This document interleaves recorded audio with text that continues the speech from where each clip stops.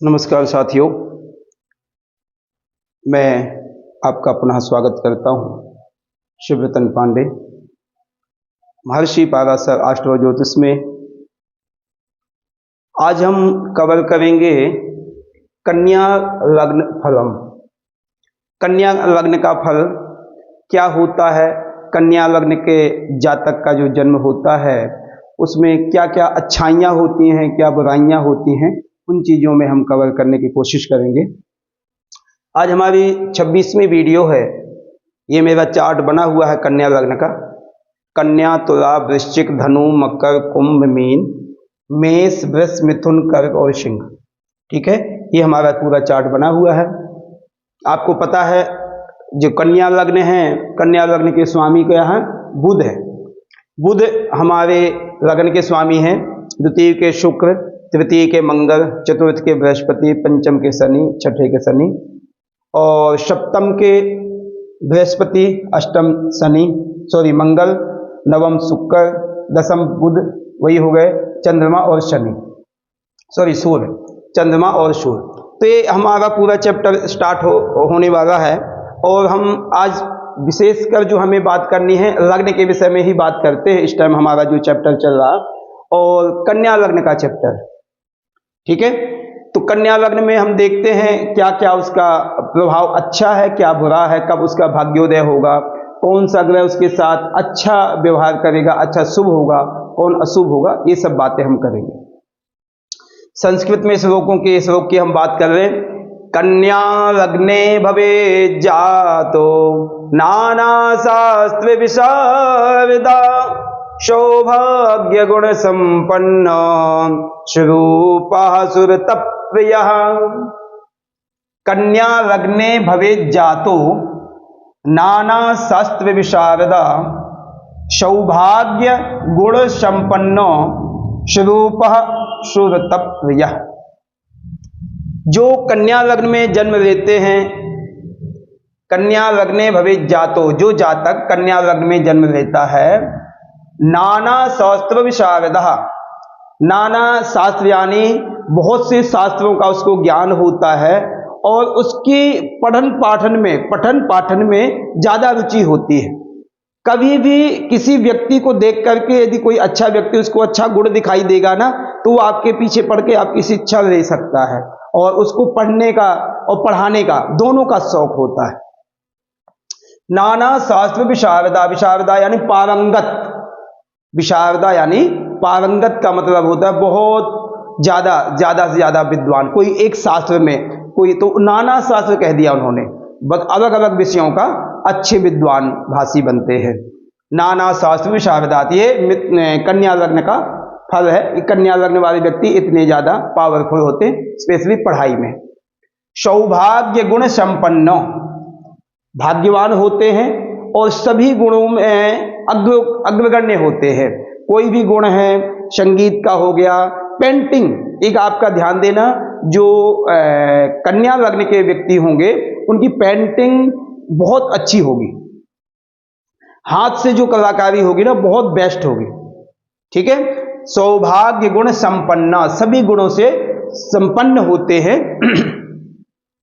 स्वरूपा सुरतप्रियः, उन्हें ज्यादातर स्वरूपवान मतलब सुंदर खुद भी होंगे और दूसरे लोग भी सुंदर लोग ज्यादा पसंद आते हैं। ज्यादा उनकी जो यारी दोस्ती होगी अच्छे लोगों से होगी। स्वरूपा सुरतप्रियः मतलब ये नहीं समझ लेना कि मात्र देखने के ही सुंदर होंगे, अंदर से भी सुंदर होंगे। कहने का मतलब ये है कि स्वरूपवान तो होंगे, उनका नेचर भी अच्छा होगा, उनका व्यवहार भी अच्छा होगा, उनका जो देखने का नजरिया होगा बहुत अच्छा होगा। सुरतप्रियः, स्वरूपः सुरतप्रियः। तो ये हमारा लग्न का प्रभाव हो गया और हम इसमें लग्न के विषय में और भी बात करेंगे। ऐसे व्यक्ति बड़े सौभाग्यशाली, धैर्यवान, भावुक आदि होते हैं। कहने का मतलब ये है कि जितने भी कन्या लग्न के व्यक्ति होंगे ना बहुत जल्दी भावुक हो जाते हैं। मतलब क्योंकि जो बुध है ना मेल है ना फीमेल है, ठीक है ना मेल ना फीमेल, बीच के हैं। तो कहने का मतलब ये है कि बुध जो है बहुत जल्दी सम्मिलित होने में कोशिश करते हैं और बहुत जल्दी ही मान जाते हैं। कोई भी चीज को यदि आपने मनाना है तो बहुत जल्दी मान जाएंगे, भावुक जल्दी हो जाएंगे। कोई यदि आपने इमोशनल करना है तो कन्या लग्न वाले व्यक्ति को इमोशनल करोगे बहुत जल्दी हो जाएगा। जैसे हम पीछे चैप्टर में श्रृंग आदि की बात की तो वो जल्दी भावुक होने वाले नहीं, ये कन्या लग्न की विशेषता है। श्रृंगार बहुत ज्यादा पसंद है क्योंकि दुष्भाव राशि है, विषभाव राशि है। ज्यादातर हम इनको नपुंसक में ले जाते हैं। नपुंसक को वैसे भी हार श्रृंगार आदि बात करना, स्त्री पक्ष को ज्यादा सम्मिलित रखना, स्त्री भाव जैसी बातें करना, ऐसी चीजों का ज्यादातर प्रभाव होता है। और एक चीज मैं और बताऊं, कहते क्षणे तुष्टा क्षणे रुष्टा रुष्टा तुष्टा क्षणे क्षणे, मतलब तुरंत गुस्सा हो जाना और तुरंत मान जाना। क्षणे तुष्टा क्षणे रुष्टा रुष्टा तुष्टा क्षणे क्षणे, बहुत जल्दी गुस्सा हो जाना, आपकी बात को बहुत जल्दी बुरा मान जाना और बहुत जल्दी ही वो खुश भी हो जाएंगे, आपकी बात को मान जाएंगे, एक्सेप्ट कर लेंगे, चलो ठीक है जो हुआ कोई बात नहीं। तो ये सब चीजें होते हैं। कभी भी इनकी आदतें जो होती कन्या लग्न वाले व्यक्ति की, कभी झगड़ा पसंद नहीं करते। यदि झगड़े के लिए आप आए भी हो ना तो वो पीछे हट जाएंगे, आपसे पीछे हट जाएंगे, प्रयास नहीं ज्यादा करेंगे कि आप लड़ो झगड़ा उन्हें पसंद ही नहीं है। मात्र एक चीज का शौक है, पठन पाठन का, पढ़ने का शौक ज्यादा, किताबें ज्यादा लिखनी है। और ऐसे व्यक्ति जो होते हैं ना लेखक ज्यादा होते हैं। लेखक मीन्स जैसे पत्रकार हो गए, ठीक है, बोलने वाले बहुत अच्छे होंगे, वक्ता बहुत अच्छे होते हैं, क्योंकि बुध जो वाणी का स्वामी है, बुध है जो वाणी का स्वामी है। तो ऐसे व्यक्ति इस चीजों में ज्यादा स्वभाव होता है और उनकी इच्छाएं ज्यादा होती हैं। यदि हम इन चीजों का ध्यान दें तो हमारे इसमें सबसे जो शुभ ग्रह होंगे इनके साथ हितैषी मित्र, तो वैसे भी शुक्र मित्र है, इनके शुक्र मित्र है। कहाँ के स्वामी है? द्वितीय भाव के और नवम भाव के स्वामी शुक्र है। द्वितीय भाव का स्वामी और नवम भाव का यदि योग ऐसा बन जाए तो वो तो बहुत बेस्ट है, राजयोग बनता है। मित्र क्षेत्रीय होकर के यदि शुक्र यहां कहीं स्थिति में बैठे हैं, क्यों? क्योंकि बुध की दो राशियां तो खुद अपनी है, कर्म की और लगन की। लगन तो पावरफुल यदि व्यक्ति का हो तो काफी ग्रह भी कंट्रोल कर सकता है। तो विशेषकर जो कन्या लगने के लिए शुक्र बहुत प्रभावशाली होना चाहिए। यदि शुक्र प्रभावशाली है, बाकी ग्रह थोड़ा डाउन भी है तब भी चल जाएगा, अच्छी जिंदगी निकलती है।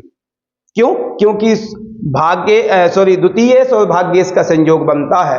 और बुध शुक्र की यदि युति होवे, अदर तो कहीं भी होवे, मगर यदि इन चार खानों में त्रिकोण और केंद्र में यदि होती है तो बहुत फायदा करेगा आपको, ठीक है। ये लक्ष्मी नारायण योग बनता है और लक्ष्मी नारायण योग बहुत बेस्ट रहेगा। क्यों? क्योंकि लक्ष्मी भी आएगी और नारायण यानी भगवान विष्णु, वो दोनों ही समृद्ध हो जाएंगे, तो ठहराव भी होगा और लक्ष्मी भी आएगी, ठीक है। तो आप ये द्वितीय भाव का हो गया। तृतीय भाव के मंगल, यहां पर मार्केश भी बन जाएंगे। तृतीय भाव के स्वामी मंगल हैं और मंगल बुध का अच्छी मित्रता नहीं है तो उतना प्रभावशाली नहीं होगा, मीडियम ही फल देंगे, उतना बहुत अच्छा फल नहीं देंगे। क्यों? क्योंकि तृतीय से और जाकर के अष्टमेश भी होंगे, तो मित्र क्षेत्रीय भी नहीं तो इतना अच्छा फल नहीं देंगे।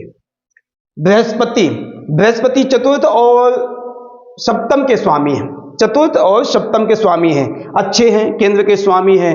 मगर बुध और बृहस्पति का मीडियम प्रभाव है, तो इस कुंडली में यदि अच्छे योग बनाता है तो बृहस्पति भी अच्छे योग बना सकता है, मगर उतनी पावरफुल नहीं जितना शुक्र बना सकता है। स्त्री सुख दे देगा, सुखों में वृद्धि कर देगा, ये सब चीजों फायदा करेगा, मगर जितना शुक्र प्रभावशाली होगा उतना बृहस्पति ने। बृहस्पति को हम मीडियम ही कह सकते हैं, मध्यम कह सकते हैं। शनि पंचमेश और षष्ठेश का स्वामी होकर के मित्र क्षेत्रीय यदि बुध से संबंध रखता है तो बहुत पावरफुल करेगा, क्योंकि वैसे छठे का स्वामी है, ठीक है, मगर यहां दुश्मनों को भी दबाएगा। यदि आपके कोई दुश्मन बनते हैं, गुप्त शत्रु बनते हैं, उनको भी परेशान करेगा, उनको, आपको नहीं परेशान करेगा, उनको परेशान करेगा। यहाँ संतान पक्ष से सपोर्ट करेगा, क्योंकि बुध और शनि आपस में मित्र हैं। इसकी बात हो ही गई हमारी कि बृहस्पति जो अच्छे योग बनाएंगे तो मीडियम हमें फल देंगे, अन्यथा उतना अच्छा फल नहीं देंगे। मंगल की हमारी बात हो गई, क्योंकि मंगल तृतीय और अष्टमेश है। अब हम चंद्रमा की बात करते हैं। चंद्रमा आय भाव का स्वामी है और चंद्रमा आय भाव का स्वामी है तो यह मीडियम फल देगा, क्योंकि वैसे बुध और चंद्रमा की उतनी मित्रता नहीं है तो वो उतना पावर तो नहीं देगा, मगर तब भी ठीक रहेंगे। सूर्य भी ठीक ठाक प्रभाव देंगे कि मित्र क्षेत्रीय हैं दोनों, यदि बाहर में बैठते हैं तो अच्छा ही प्रभाव देंगे, थोड़ा व्यय कराएंगे मगर वैसे अच्छा सपोर्टेबल होगा, क्योंकि मोक्ष का घर है और व्यय का घर है, दूरी यात्राओं का घर है, तो फायदा ही करेगा सूर्य, उतना नुकसान नहीं करेगा। अब यदि हम भाग्योदय की बात करें, भाग्योदय विशेषकर जो कन्या लग्न के लिए है 32, 33, 35 और 36 वर्ष। बुध का वैसे भी भाग्योदय समय है 32 साल है, ठीक है, भाग्योदय समय 32 साल, वैसे 26 साल में भी फायदा कर सकता है, तो शुक्र यहां प्रभावशाली यदि होंगे तो 26 से ही स्टार्ट कर देंगे, बिजनेस आदि नौकरी आदि के लिए बहुत फायदा करेगा। यदि हम बिजनेस की बात करें तो बिजनेस में कपड़े आदि से संबंधित, वकालत आदि संबंधित, जज आदि ऐसी चीजों के लिए विशेषकर श्रेष्ठ माना जाता है। सौंदर्य के प्रतीक है तो ब्यूटिशियन आदि का भी काम कर सकते हैं, वकील बन सकते हैं, तो ऐसे संबंध हमारे कन्या लग्न के जातकों के लिए बहुत बेस्ट रहता है। कन्या लग्न के लिए विशेषकर जो हाइट देखी जाए तो मीडियम हाइट होगी, बहुत ज्यादा हाइट नहीं होती है, थोड़ा सा स्थूल शरीर होगा, बहुत ज्यादा नहीं, और गोल चेहरा होगा, आंखें बहुत सुंदर होंगी, मीडियम कलर होगा और बहुत उत्तम लग्न है ये, क्योंकि यदि व्यक्ति का स्वभाव सरल होवे और वाणी में मधुरता होवे, बोलने की शक्ति अच्छी होवे, सहन शक्ति होवे ज्यादातर, ठीक है ना, तो इससे अच्छा क्या व्यक्ति हो सकता है।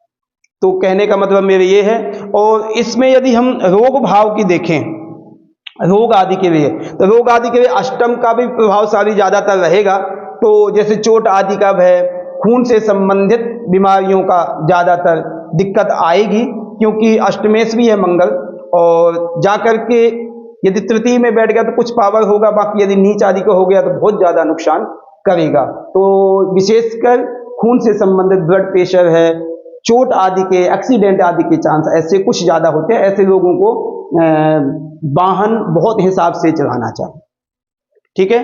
तो ये प्रभाव हमारा कन्या लग्न का हुआ है, और ज्यादा से ज्यादा मैं प्रयास किया है कि विश्लेषण प्रॉपर अच्छा से अच्छा हो जाए। तो मैं आपको यही अपील करूंगा कि महर्षि पाराशर एस्ट्रो ज्योतिष को ज्यादा से ज्यादा आप सपोर्ट करें, लाइक करें, सब्सक्राइब करें, कमेंट करें। कमेंट करेंगे तो मुझे भी ज्ञान होगा कि मैं किस चीज़ में कमियां हैं मेरे में, उसको सुधारने की कोशिश करूंगा। और मैं जितना मुझसे होगा, क्योंकि मुझे 22 साल का अनुभव है, तो इसलिए मैं प्रयास तो करता हूं ज़्यादा से ज़्यादा आपको ज्ञान देने के लिए। तो आप भी कमेंट करने की कोशिश करें, प्रयास करें। यही, नमस्कार।